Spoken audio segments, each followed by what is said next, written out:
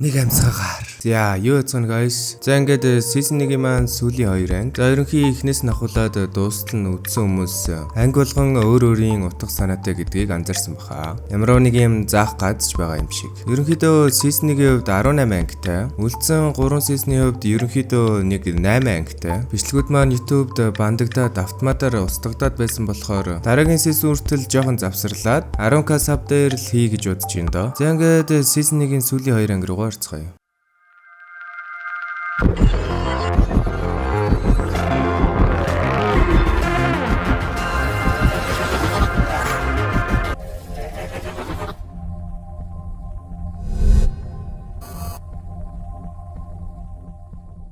Ice Age. Шинэ байрандаа нүүж орсон нэгэн залуу улсаар түүх эхлэнэ. Эрэгтэйг Rob гих бөгөөд байрны өмнөх эзнээ нь илэгдэж хуучирсан хөргөгч үлдээгээд явсныг анзаараад яжилж эхэлнэ. Харин түүний найз бүсгүй Гэл үүнд ач холбогдол өгөх хэрэггүй гэж ятгаад оронд нь хоёулаа сайхан цагаан дар сууя шинэ байраа тэмдэглэе гэж хэлэхдээ зэрэгцэн Rob хөргөчийг онгоолгон тэндээс нэгэн жижиг мөс авч дарсаа ухаар завдаж байтал гинэт нэгэн зүйл сонин санагдваа. Тэр нь мөсний дотор жижигхэн харцыг харагдаж байлаа. Гэл гайхан хурдан томруулагч хил авчирч ойроос харахад тэдний гайхшрал дээд зэгтээ хүрдэг. Мөсний дотор жадан цогтож амиа алдсан гэмээр бяцхан арслан заан байв. Ингээд асуултаар дүүрэн болсон Гэл хөргөгчийг дахин онгойлгож хөлдсөн хэсгүүдийг нааш цааш нь зайлуултал дотор нь бүхэл бүтэн бичил соёл иргэншил байгааг олж харлаа. Тодруулбал энэ нь хүндрэлтний эртний газар тариалангийн үе шат байв. Энэхүү бичил ертөнцийн гадаад ертөнцөөс хамаагүй хурднаар бүр яг л төрөсгсөн бичлэг мэт хөгжиж байлаа. Дараа нь тэд бяцхан арслан зааныг цэцгийн савнд оршуулж бараг л нэг тийм оршуулгын ёслол хийгээд амждаг. За тэгэл төд удалгүй хөргөчөө дахин нээгээд харахад өнөөх бичил соёл иргэншил аль хэдийн ажилтны эрэнд хурч өндөр яндангууд босож утаа манан татсан байв. Камер дараа нь бичил ертөнц доторх нэгэн хоёр хүн рүү шилжих бөгөөд тэд ч мөн адил өөрсдийг нь байнга ажиглаад байдаг. Энэ аврах хүмүүс хэн болохыг хоорондоо гайхан ярилцаж суудаг. Хэдхэн минутын дараа бичил соёл иргэншил орчин үеийн нийгэмд шилжив. Тэнгэр баганцсан байрлалууд огцом сүндэрлэж онгоцууд тэнгэрт нааш цааш нисэн неон гэрлүүд тасралтгүй анавчиж хотын сүр жавхлан гэлтгнүүл гэлтэй. Rob сануужирхан илүү ойртох гэтэл гинэт хотын төвд цөмийн пууж унав. Энэхүү дэлбэрэлт нь бүр Rob-ийн нүүрэнд ч нөлөөлж тэрээр газар тунчихдаг. Дэлбэрэлтийн хамрах хүрээнд бүр маш аимшигтай том байв. Үүнээс авч үзвэл яг л цөмийн дайн дэгдсэн бололтой. Энэ үед нь бичил ертөнцийн хүмүүсийн хувь заяаг бодоод Гэл гунигтайгаар санаа алдав. Тэрээр энэ сайхан ертөнц устгах гэж байгаа мэт санагдаад энэ Rob-ийн царай марыг харалдаа гой. Дайны харгислыг тэсвэрлэж чадалгүй тэр хөргөгчийг хаан дотроо чимээгүйхэн залбирч эхэлдэг. Оройн нь хос хоёр пицца эдэнгээ хөргөгч доторх бичил ертөнцийн тухай ярилцав. Тэд хоорондоо энэ соёл иргэншил мөххүү эсвэл шинэ эрэнд шилжихүү гэж эргэлзэн сониуд зангаа дэлэлгүй хөргөгчийг дахин эдэл юун устгах нөгөө бичил ертөнц чинь шинжлэх ухаан технологи ачаар илүү дэвшилтэд эрэнд орсон байв.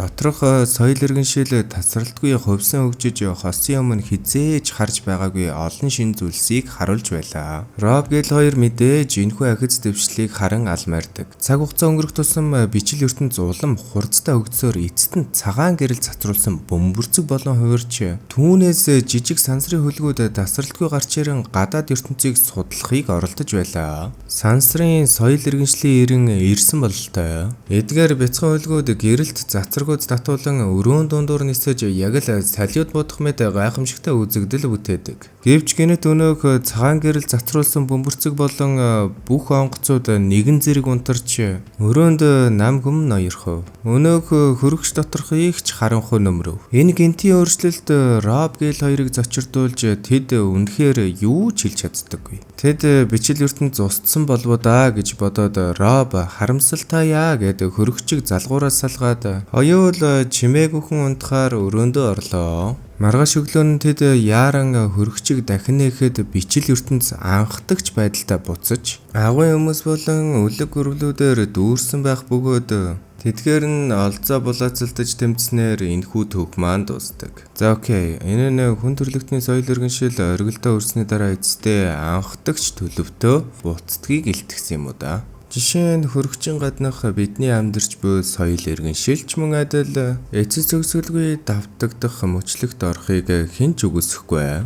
Харин үүний гол занглаа нь цөмийн дэлбэрэлтүүд нь ирээдүйн хүн төрөлхтний ертөнцийн бичил ертөнцийн нэг адил цөмийн дайнд хүрч эцэстээ өөрсдөө устгаж болзошгүй гэсэн утга санаа юм уу да.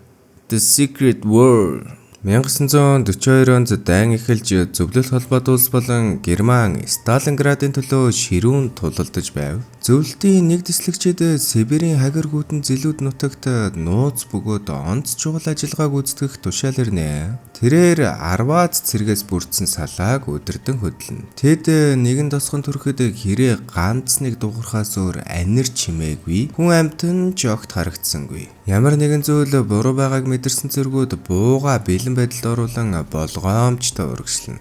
Удалгүй газар дээр хүн амьтдын тасчин хайсан үлдэгдэл харагдаж эхэлдэг. Тэд нэгэн хаалгыг хүчээр онгойлгоход дотроос нь ялзарлын хурц эсэглэн өмхийн үнэр ханхалж байдаг. Харин дотор нь сарвуунд урагдсан гэмээр аимшигтэй цогцнууд замбраагүй хэвтэж байв. Ингээд цаа шахих тусам цогцос улам онширч цасан цагаан газар цусаар будагдсан байлаа. Мөн агаар нь ялзарсан махны өмхийн үнрээр дүүрсэн байв. Нэг зэрэг тосгон руу өмнөх шөнө үл мэдэгдэх амьтад дайрч 47 хүний амийг авч чадсан. Зарим зохицос хэд хэрцгийгээр тасарсан тул бүрэн олдоогүй гэж мэдээллээ. Хайлт дуусны дараа эдгээр нууцлаг амьтад одоо өөрсдийн үүрэндээ буцсан нь тогтогддог. Энэхүү сүрлийн дунд зогсох дэслэгч эдгээр аимшиг дараатнууд юу болох яаж энд ирснийг мэдээж ойлгож чаддаггүй. Тэр даруул ойролцох бусад салаатай холбоо ирж тагнуулын ажиллагаа удирдан явуулахаа мэдэгддэг. Цэргүүд нь бусад салаанаас холдвол бид ч бас балрандаа хэмээн болгоомжилсан ч дэслэгч тэдэнд цэргүүдийн үүрэг бол аюултай мөчөд ам өглийг үл харгалзан зорилгоо биелүүлэх явдал гэдгийг сануулдаг.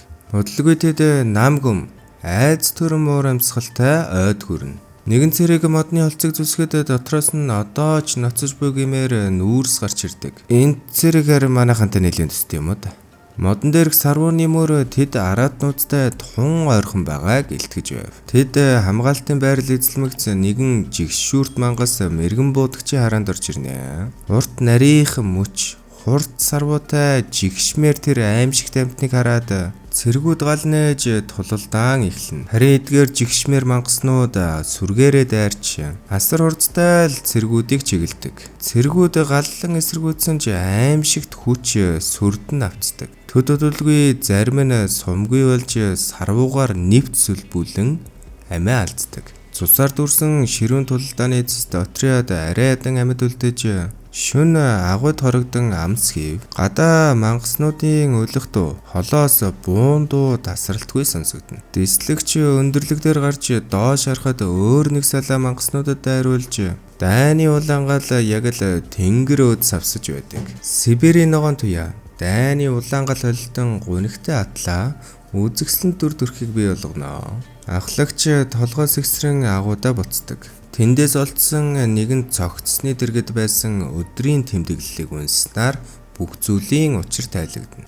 Энэ нь байгалийн гамшиг бус хүний үйлдэлээс үүдэлтэй байв. 1919 онд улаан арим хаант засгийг түлхэн унгаж зөвлөлт холбоот улсыг байгуулсны дараа үлдэгдэл хүчнийг устгах зорилгоор Хейц нэртэй ажиллагааг Сибирт явуулж хар шидийн аргаар тамийн жүтгэрүүдийг дуудан ашиглахаар оролцсон байжээ. Гэвч дуудагдсан мангаснууд тушаал захирагдалгүй. Тэнд байсан офицер болон түүний хүмүүсийг хөнөөн ойд суурьсан бөгөөд түүнээс хойш бүх амьдралыг устгаж ирсэн аж. Дэслэгч хэрвээ эдгээр амьтдыг зогсоохгүй бол сүрэл үргэлжилнэ гэдгийг ойлгож тэдний үүрийг устгахаар шийднэ. Тэрээр үлдсэн цэргүүдэд дагуулan уулсаар давж аимшиг цалих хүүтнийг сөрөн мангаснуудын өрөнд хүрнэ. Хоёр туршлагатай цэргийг доош илгээж тесрэх бодис байрлуулдаг. Ингээд тесрэлдүүлснээр үүр нурж эхэлсэн ч өнөөх хоёр зэрэг маань харин амжиж гарч чадалгүй амьдараа дарагдчихдаг. Дуу чимээ зодсон тоо томшгүй олон мангас үүрнээсээ гарч ирдэг. Ингээд өглөө ардж буг мэдэрсэн тислэгч сүүлчийн төлөвлөгөөг боловсруулж нэгэн залуу цэргийг морьтой илгээн фронтод мэдээ хүргэж агаараас бөмбөгдүүлэхийг тушаана. Харин залуу цэрэг үлдэхийг хүссэн ч дислэгч цэргийн тушаал бол хууль гэдгийг хатуу сануулна. Ингээд шүн тулдаан эхэлж мангаснууд давлгаалж харин манайхан өндөрлөг цэг дээр гарч дээрээс нь доош нь тэднийг буудсаар л байдаг. Мэдээж сум дуусахад цэргүүд хүрц барин гар тулдаанд ордог. Эцэст нь бараг бүх цэрэг унаж зөвхөн дислэгчл амьд үлдэх бөгөөд тэрээр бамбарыг асааж мангаснуудыг хөөж үнэхээр их туйлдж ядарсан тэрээр эцсийн эцэст эцсийн хүчээр тесрэх төхөөрөмжийг идэвхжүүлнэ. Ингэснээр дислэх маань чичгэх бөгөөд үүр цайхад ойд мангаснууд цогцсуудыг тасчин байтал сөнөгч онгоцны дуу тэнгэрт нүргэнэ. Ингэснээр зөвлөлтийн нисэх хүчин ирж газарт буй бүхнийг бөмбөгдөнө. За ингээд тамийн чөтгөрүүд бүрэн устгагдана. Энэ амиа золиослсон салааны баатарлаг үйлс хүн төрлөختнийг аварсан гавья болон мөнхөд дурсагдсанаар энэхүү төг маань дуусдаг. За, season 1-ийн турш хамт байсан та бүхэндээ баярлалаа. За тэгээд 10 касап дээр season 2-оор иргэн уулзцгаая. За тэгээд 92% нь саба дарахгүй үзт юм байна шүү. За тэгээд сувгаа дэмжихийг хүсвэл like and subscribe. Дараагийн season-ээр уулзлаа. Түр бай бай.